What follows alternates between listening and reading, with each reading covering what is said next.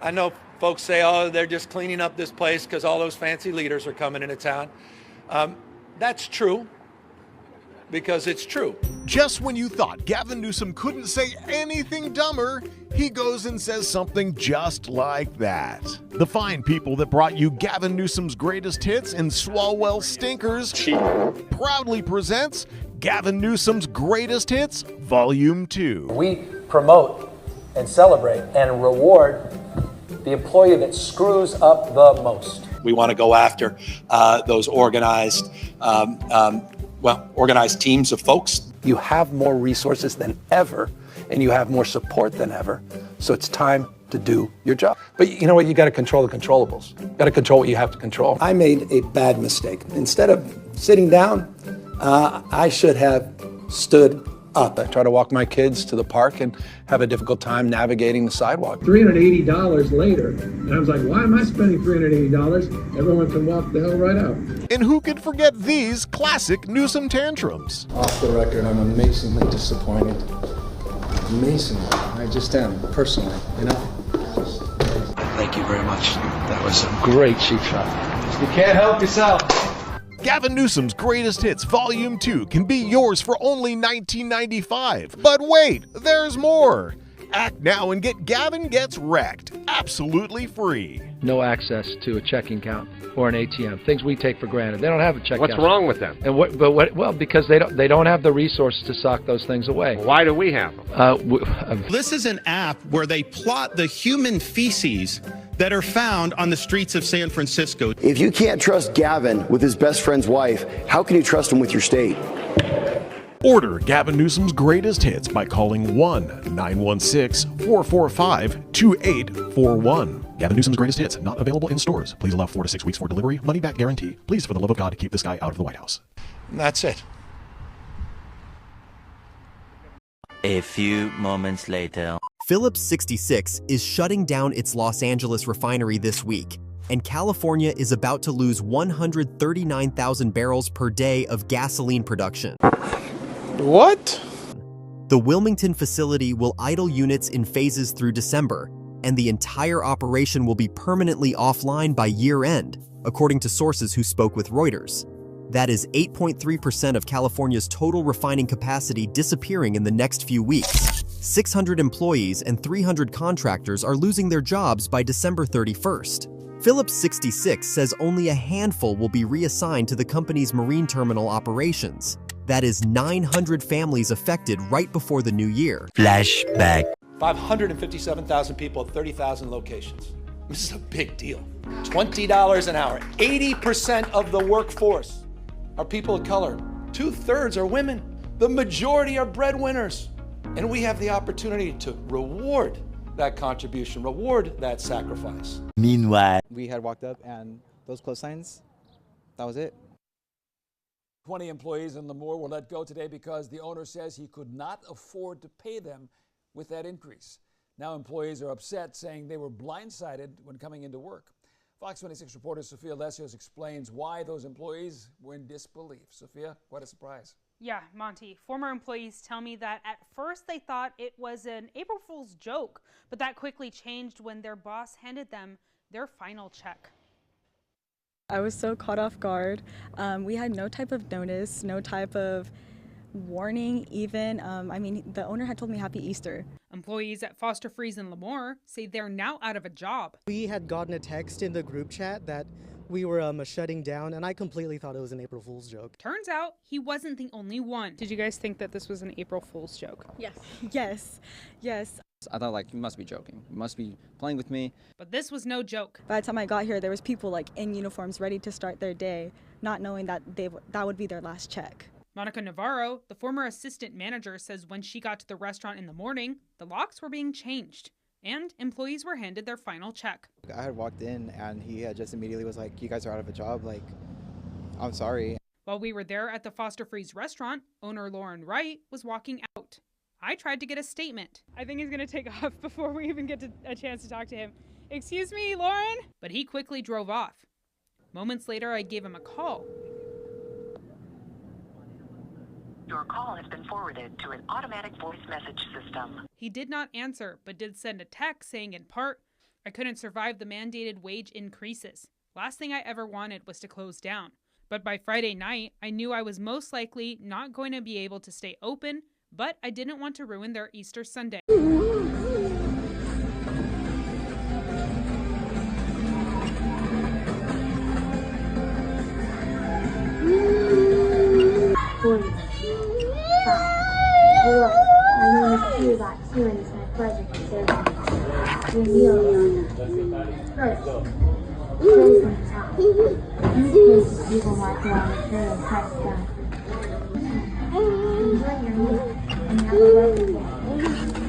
right, welcome to the future. California is now scrambling to replace 1.3 billion gallons of gasoline annually that this refinery produced.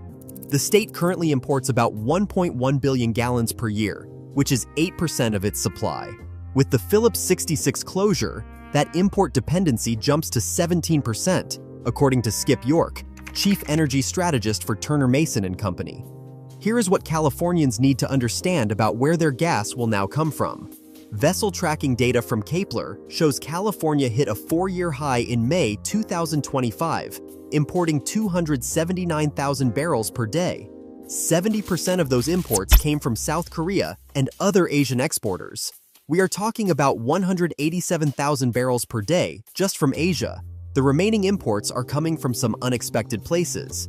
India sent 39,000 barrels per day of gasoline and alkylate in May, the highest since January 2024.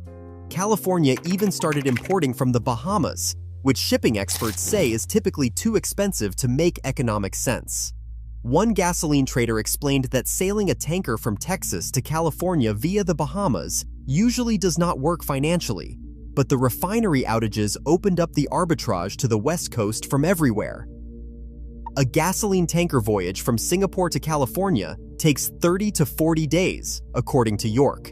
That means the gasoline you pump in February was loaded onto a ship in December. Any disruption, such as a typhoon, shipping delays, or port congestion, adds weeks to that timeline. Compare that to pipelines, which deliver continuously, or rail shipments, which take days, not weeks. California has 0 pipelines connecting it to other refining regions. None from Texas, none from the Gulf Coast, nothing. Flashback. Gas prices are soaring in Los Angeles, California, with the average coming out to be $6, and in some places, up to $7.39. The average price for a gallon of regular unleaded is nearing $6 a gallon in the LA area. No matter the cause, millions of people have no choice. They've got to pay the price. Gas averaging now more than 60 cents higher than it was last month, 20 cents from just last week, representing an exponential spike in prices. But Chad, you probably thought the 730 something was bad. Well, look at this price, $7.64 at a gas station in Los Angeles, California. You know what? I love California. I've been here my whole life. It's absolutely beautiful here. I could drive about an hour and a half up that way and I'm up in the mountains. I could go about 2 hours that way and I'm at the beach. I really enjoy my surrounding area. I've been in this area for 13 years. It's a gorgeous state. We have some of the worst leadership ever though, and you cannot convince me that we actually voted him in. I do not believe that we did. He's been recalled twice and both times failed. You can't tell me that he's not a plant. So the latest thing is Phillips 66 and Valero have both announced that they're going to be leaving the state.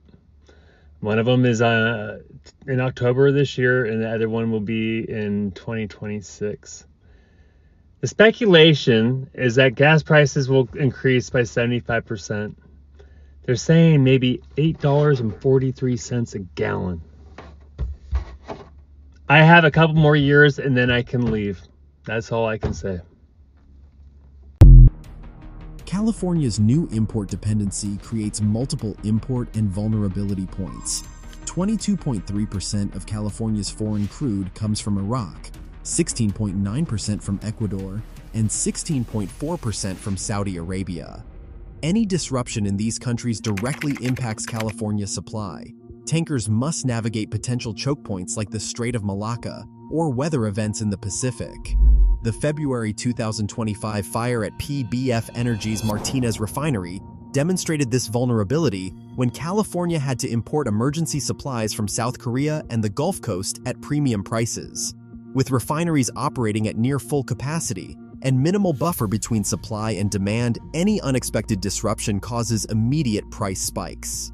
The Energy Information Administration noted that unexpected shortfalls could contribute to temporary price increases or heightened volatility. Michael Mishi from USC's Marshall School of Business calculated that Californians need an extra $600 to $1,000 annually just for gas compared to the national average. With increased import dependency, those costs will likely rise. Every gallon that arrives by tanker instead of being refined locally adds transportation costs, storage costs, insurance, and risk premiums. California burns through 38 million gallons of gasoline daily, according to the California Energy Commission. That's 13.8 billion gallons annually. With the Phillips 66 closure removing 1.3 billion gallons of annual production, the state must find replacement supplies for nearly 10% of its total consumption. As Phillips 66 winds down operations this month, California enters uncharted territory. The state has gone from 40 refineries in 1983 to just 8 today. After Phillips 66 closes, that drops to 7. After Valero closes, it is 6. Each closure makes the remaining refineries more critical and any disruption more impactful. The Energy Information Administration forecasts higher West Coast gasoline prices next year, while prices decrease elsewhere in the country. California's unique situation, no pipelines, special fuel blends, declining refinery capacity, and increasing import dependency, creates a perfect storm for sustained higher prices. Drivers filling up their tanks this week are witnessing the beginning of California's transformation from a fuel-producing state to a fuel-importing state, and that transformation will be measured in dollars at every gas pump. Mr. Speaker, there is no doubt that affordability and the cost of living are increasingly salient issues for many, many people in this country. And it's becoming harder for many people to get by. And there are many reasons for that. And I have proposed and in fact passed legislation in a number of areas related to the cost of energy and the cost of healthcare to start to address those problems. But I was caught, somewhat by surprise to hear the governor of my own state of California commenting on this issue and even saying that no state matches California's success, that, quote, the numbers speak for themselves.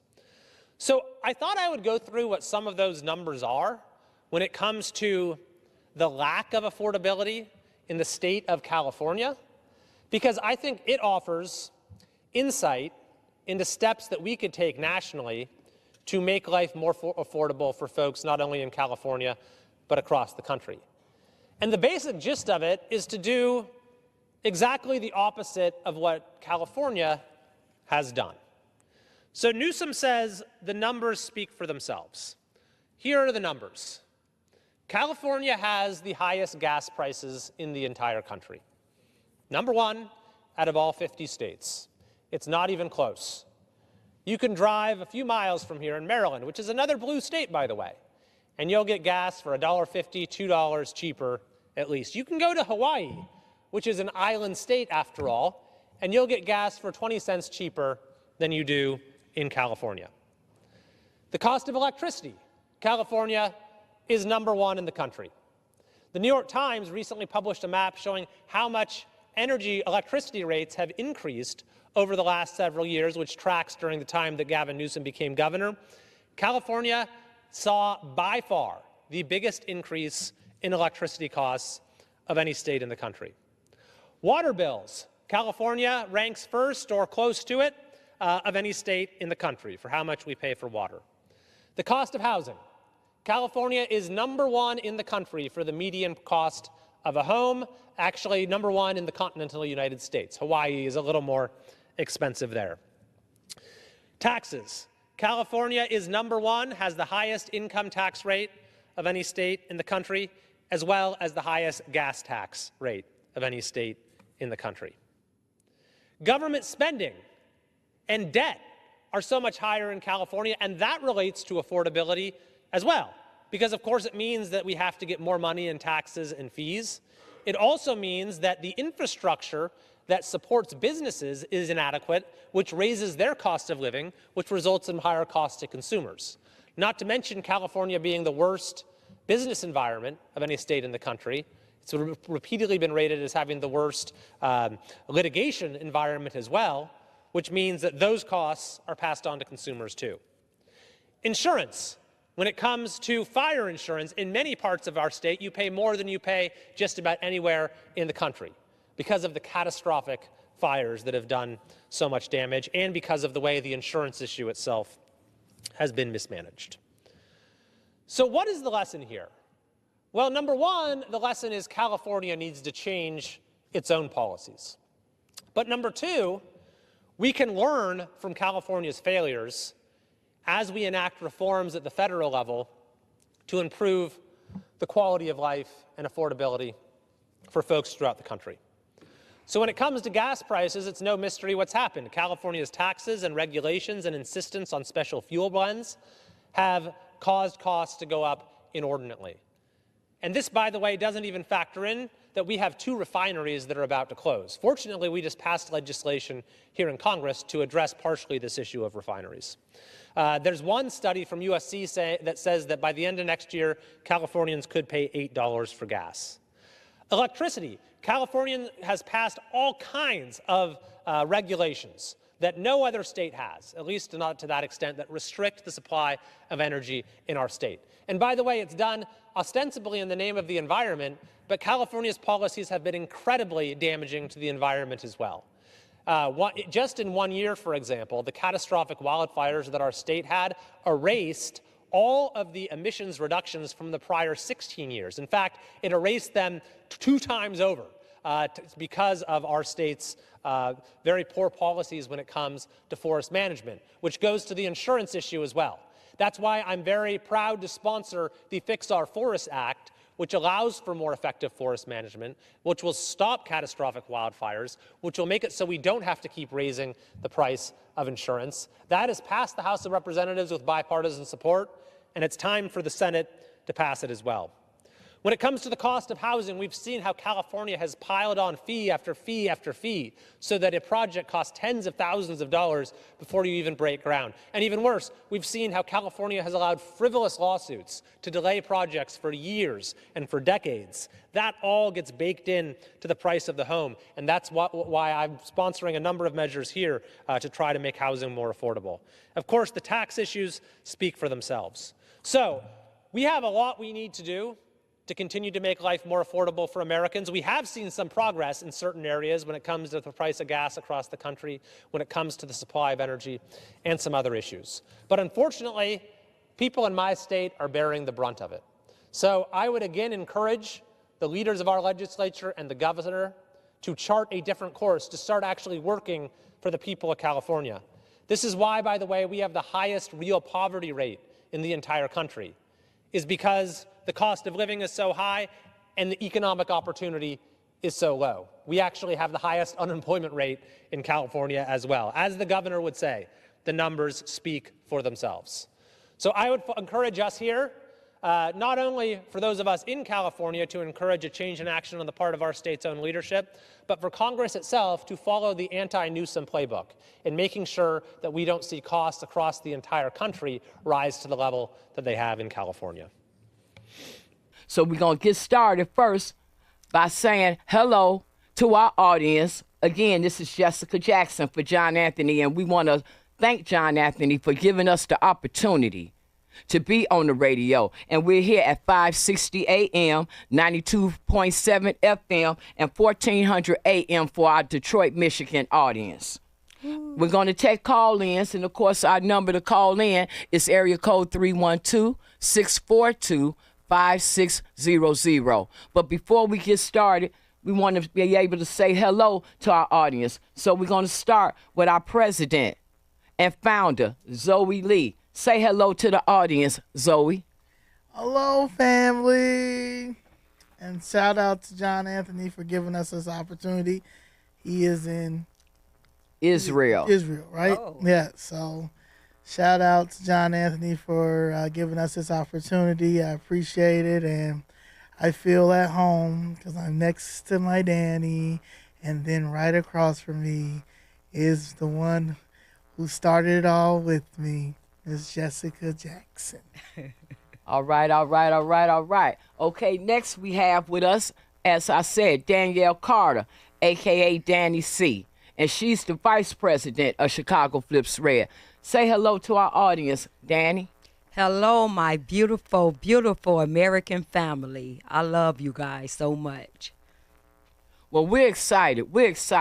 In the second half of our show, we're going to have a surprise, and we're going to leave that till that time. So to get started, just to put everything in its proper perspective, I'm going to start with a clip that starts with Zoe Lee and one of her public speaking segments. And it's going to make it clear how it is that she's the founder of Chicago Flips Red and what it is that she stands for. Let's go.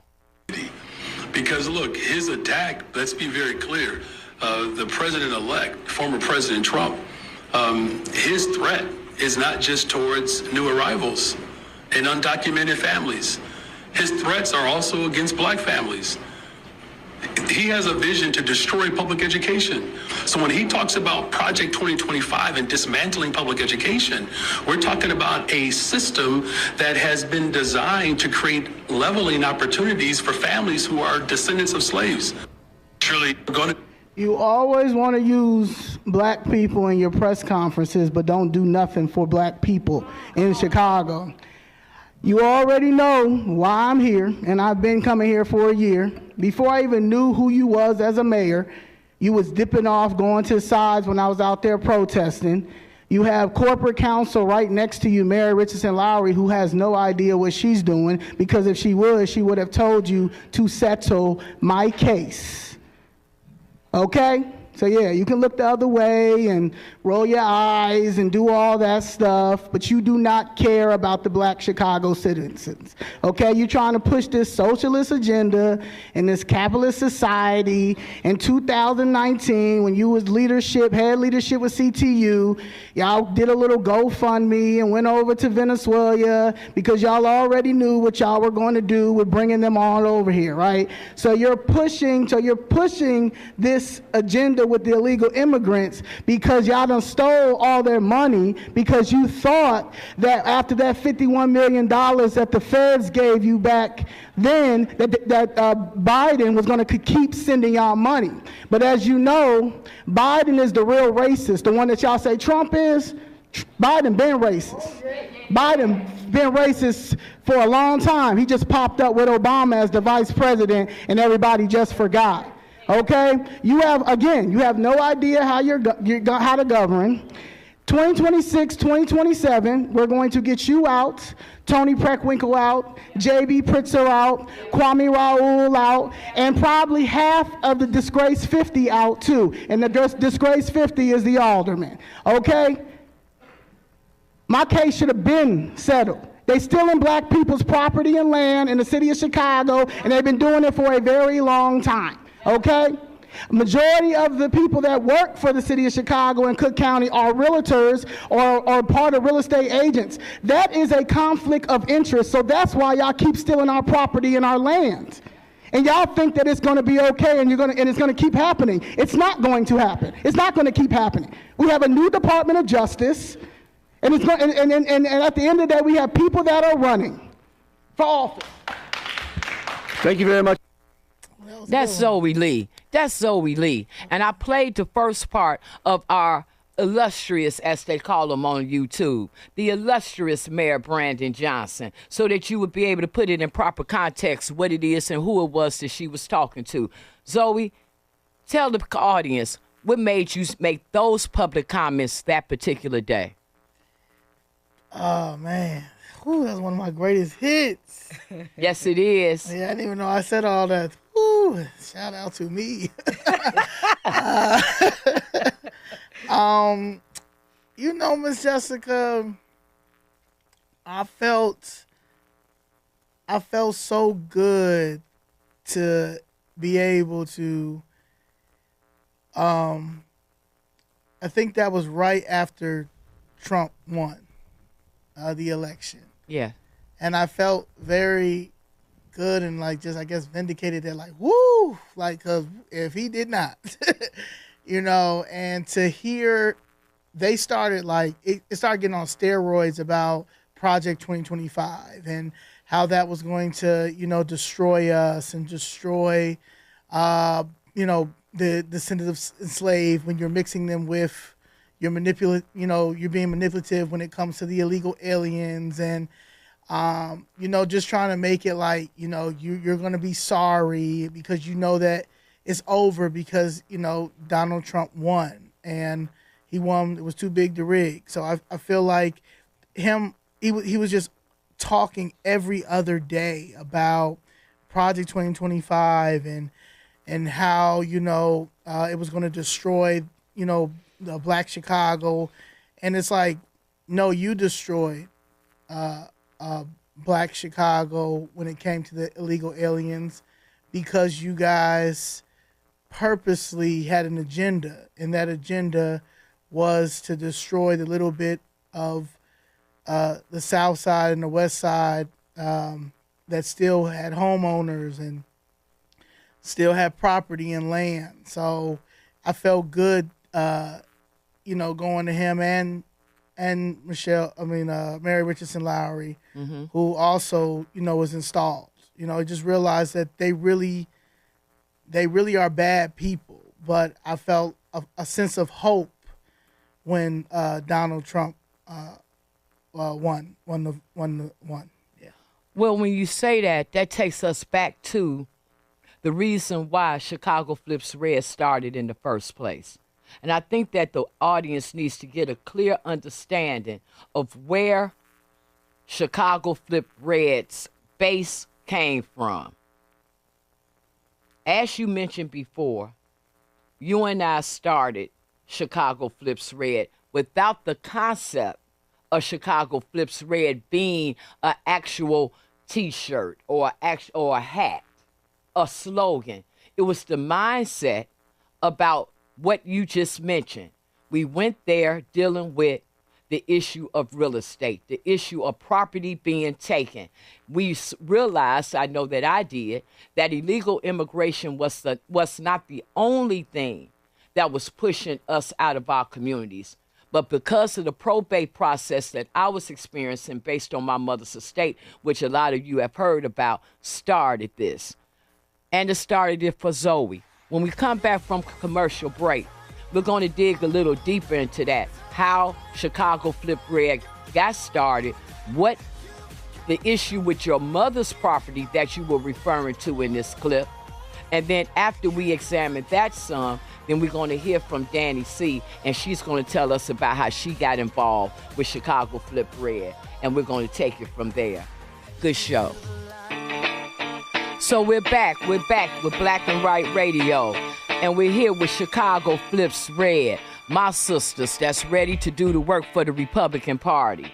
In a city that's a Democratic machine, Chicago, but we came through it already and we saw our first results in the first national election where we saw the polls move more than they had ever in a long time for the Republican Party. We see we got some calls coming on the line already. We're going to get to you in a few minutes. Right now, we're going to let you hear from our Vice President, Danielle Carter, Danny C. And we're going to let Danny explain how it is that she got involved with Chicago Flips Red, because she came probably about 2 years or so after we had already been going to City Hall. But I want her to explain what attracted her to Chicago Flips Red, and then I want her to talk about how she's enjoyed being a member of Chicago Flips Red, and then we're going to get to some of these calls because I know you all are ready. So what do you got to say, Danny C.? All right, guys. So what got me started with in the beginning, because my husband, at this time, he was a CPD officer. So initially, it was the COVID-19. When they were trying to mandate him to get the shot because in order for him to keep his job. Now, it was supposed to be my body, my choice, the Democratic Party, but they were forcing him to get vaccinated. So that's where my initially started, because they was threatening his livelihood, they was threatening his pension and things like that. So fast forward, so that's what made me start maybe paying attention to policies. I couldn't really associate it with Democrat or Republican, but it just made me start paying attention. Okay, I know this is going against our constitutional right. That's it. It just took me into thinking in that direction. Fast forward, when I'm an entrepreneur, business owner, successful business at home, personal trainer. And we wanted to expand our business. So we actually bought a building from, thank you, President Trump, from the opportunity zones that President Trump provided in the blighted communities. Yes. So we purchased a building with that. Now, here comes the TIF money that were supposed to be allocated towards, blighted areas, thanks to President Trump. But somehow, when COVID-19 came, we bought the building in 2019, so we had to sit out for almost close to a year. But then when we went back, we didn't qualify for the TIF money. Then it was just downhill after that. We tried to get the neighborhood opportunity grants that was supposed to be for us, but somehow we never qualified for that. It was always the same people who were plugged with the mayor, plugged with the alderman. Then it came down to the small business loans. Okay, we did everything right. Didn't lie on our taxes. We pay big taxes because I had a successful business. My husband was a CPD officer for 20 years. So we had to send in, what we were making, our tax returns. Okay, that was cool. Then we had to send in how we ever filed bankruptcy. All of these things that we had to send in, and we did them, and it was always okay. We are looking at it. We are going to review it. Here come a year later. What's going on? Yes or no? Another year. Now, mind you, by this time, the building is not occupied, but the taxes on the building are sky high, are steady going up, and we are not even occupying that building. So that happened. And so we were getting the runaround just for a business that we wanted to establish in the community. Now, with this business, we had to lay out a business plan. Oh, guys, we had everything laid out. We show how many jobs we were bringing to the community. We show all the free services that we will offer, far as showing families how to eat right, bringing the dads back in the home, making sure the dads, a mom and a father, that they're eating healthy, preparing healthy meals. Everything. We wanted to have a smoothie bar. We wanted to have a barber shop, a beauty shop, because my thing is, when I understand that it comes to how you feel about yourself. So once I get my clients to reach their weight loss goals, we wanted to give them a makeover so they can just feel beautiful about themselves. So everything we wanted to do, it was, they never, we would come back. They never allowed me to. Opportunity that you saw that was given to these illegal immigrants that were coming in. So you mentioned a couple of terms that I want the audience to get a full, clear view on what they mean in terms of opportunity zones. You mentioned TIF money. We're going to talk about that as the show progresses, because one thing that you said, and one thing that we know for sure, is that these programs, such as the Opportunity Zones, are really a program that was initiated by the Republicans. It was initiated by Tim Scott. These type of programs, TIF money, these type of fundings and opportunities that are intended for Black communities, communities that have fewer resources. And what we've learned from being in City Hall over the last 3 years is that it's amazing how those funds never seem to make it back to the communities that they were earmarked for.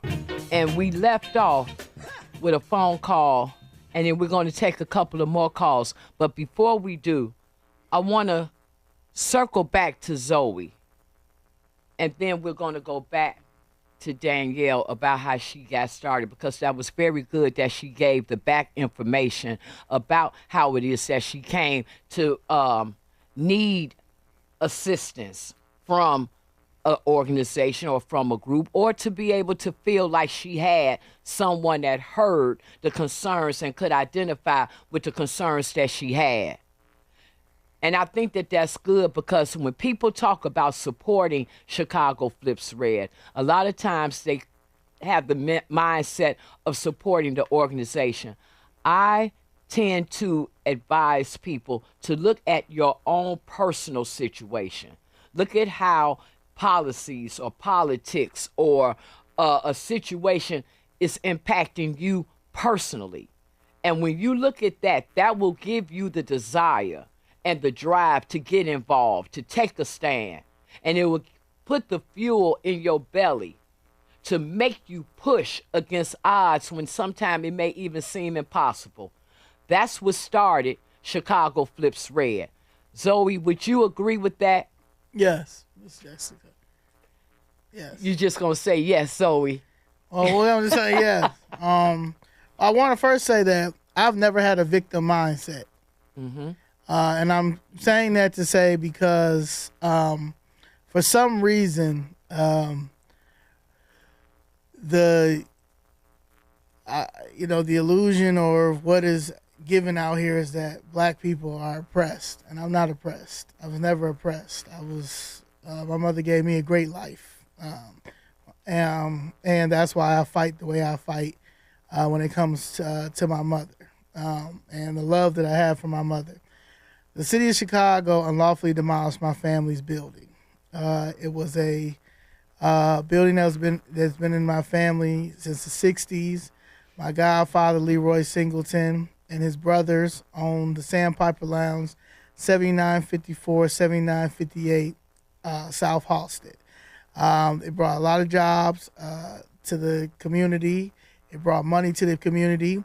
It was a place that a lot of these elected officials would go in there and ask for votes, including then Senator Obama, Barack Obama.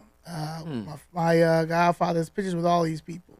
Mm-hmm. In 2017, the city unlawfully knocked down the building and said because of building violations, no court order, no notices, nothing.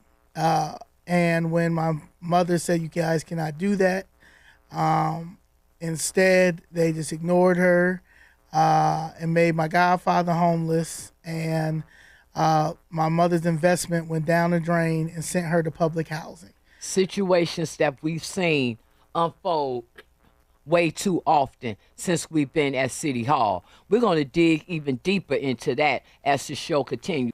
I see that we have a person from California on the line. Now, before I bring her in, I want to emphasize the fact that that was one of the things that I'm going to use the term scared me when I started seeing what was happening in Chicago in about 2020, 2021, over in that time, because I know for a fact what happened in California, how illegal immigration literally ruined California. So I'm excited that Natasha is calling from California and she's on the line. Let's hear from Natasha. All right. Hi, Jessica, Zoe, and Danny. Hello. Hello. Yes, I really admire what you guys are doing, because the same thing that are happening with you guys in Chicago is happening to us in California. What And part of it's California been are you in, if I may ask? I'm more Northern California, but I also have family in Southern California, so it's impacting us on every front of California. It's like a infestation of corruption. And so, when I see you guys talking, I can relate so much to what you guys are talking about, because even though we live in a blue state, a lot of us are are against what's going on, but the voting corruption, the monetary corruption, everything is for the illegals, the long waiting lines in the hospitals. If you need help with anything, anything, you have to wait longer in line because it's not for Americans. And so when I see you guys speaking, it really, really is something I could really resonate with, and just know and understand that we can understand where you are coming from. And when you say, what do you want us to continue, what we want you guys to continue asking at these meetings is, why are Americans overtaxed? We're already struggling. We're already, especially in California, everything is overpriced. It is. Everything is triple, So why are you overtaxing us on top of that? And, why are we expected to fund illegals so that they can live free when we're already struggling? Why are we expected to overcompensate because the Democrats are corruptly spending our money? Why should we have to make up for that? That is not fair. It's not right. It's not even a blue or a red issue. It's just, it's an American issue. It's a citizen issue. Right. And where I live, I'll cut it off short, but, where I live, the water company where I live, they were stealing our money. We were paying for our water, and they were stealing the money. And then instead of Gavin Newsom going after them, they charged us $600 a month for water alone, where, in neighboring counties, the water is like $70 a month. So it's a socialist mentality. Like, well, we can't get it from the people that stole it, so we're just going to dump it on the people that are already overcharged, overtaxed for everything, right?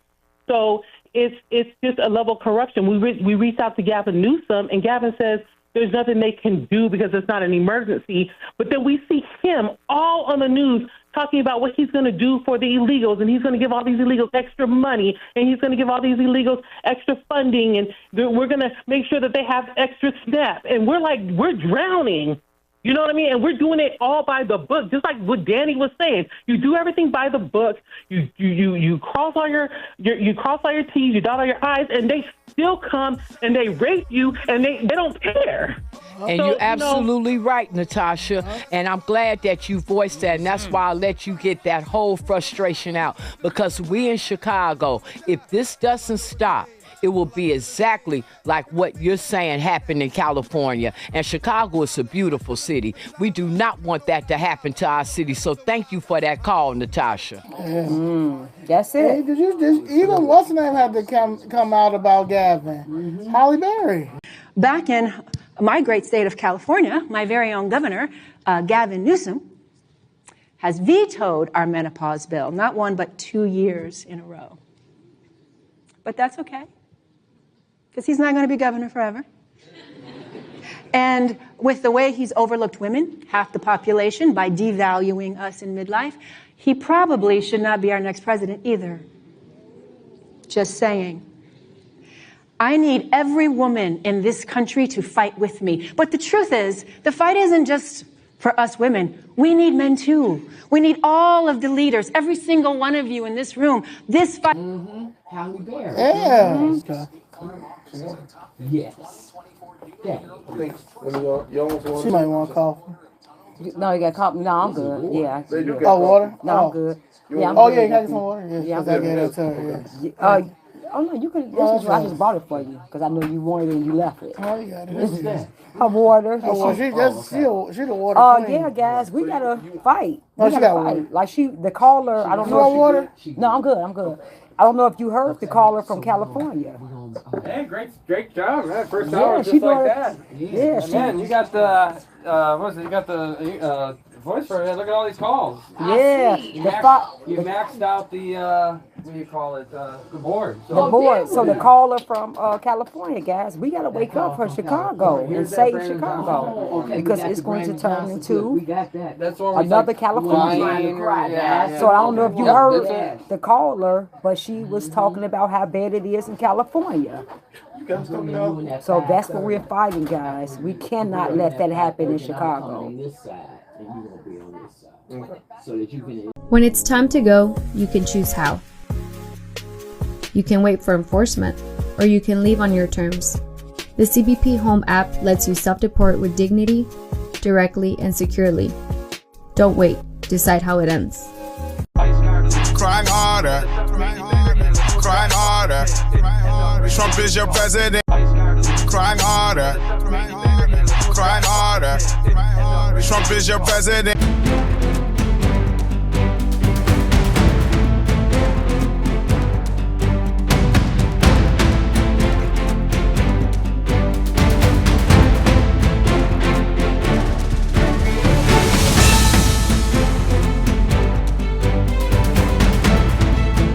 On the 3 unfired casings read, "Hey fascist!" exclamation point, catch exclamation point. Do you think Donald Trump is a fascist? Yes, I do. No one has ever been more dangerous to this country than Donald Trump, and he is a fascist to his core. Hey, let me shut down the Senate!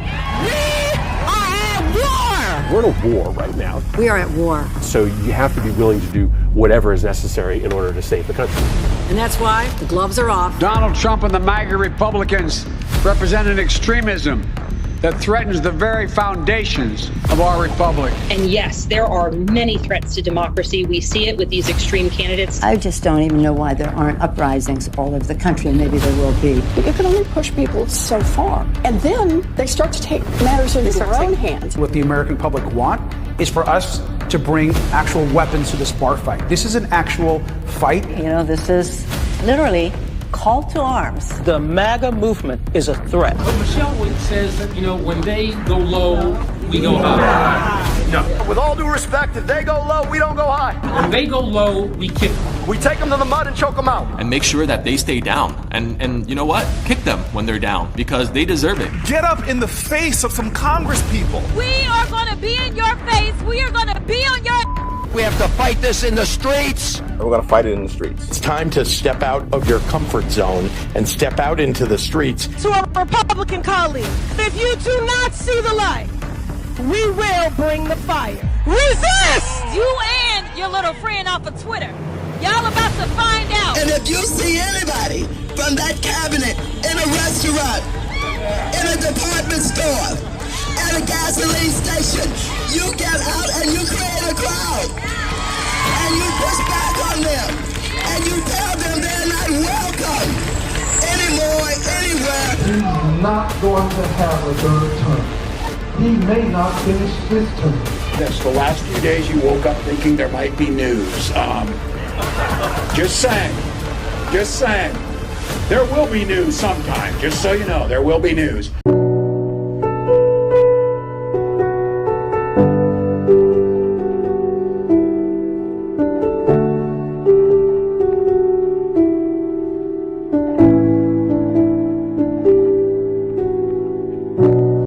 I want to be remembered for courage for my faith.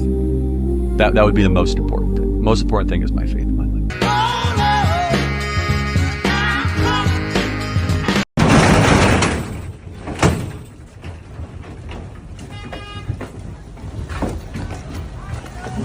But if you're not happy in the U.S., if you're complaining all the time, very simply, you can leave. You can leave right now. Come back if you want. Don't come back. It's okay too. But if you're not happy, you can leave.